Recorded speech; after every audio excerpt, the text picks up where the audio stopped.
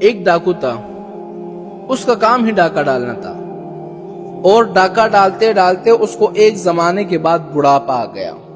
اس زمانے میں وہ ڈاکہ نہیں ڈال سکتا تھا چونکہ بوڑھا ہو چکا تھا۔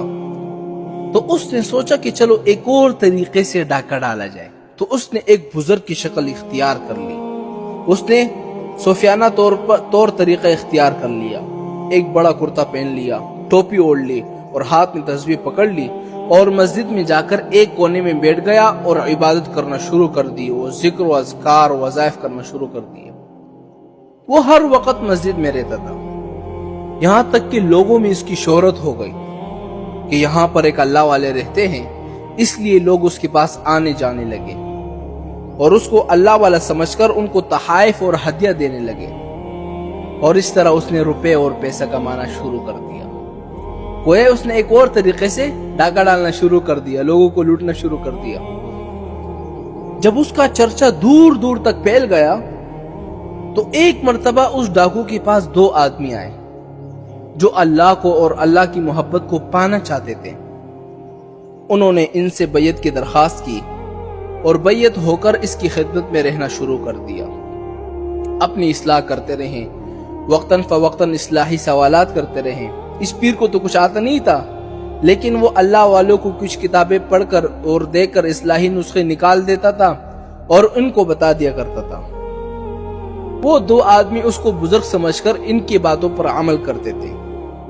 یہ سلسلہ برابر تک چلتا رہا، یہاں تک کہ ماشاءاللہ وہ دو آدمی ولایت سے نوازے گئے۔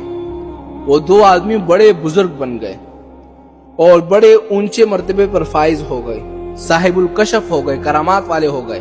آپ نے دیکھا ہوگا نا کہ بزرگی کے ہاتھ میں کرامات ہوتی ہے، اللہ تعالیٰ نے ان کو کرامات سے نواز دیا۔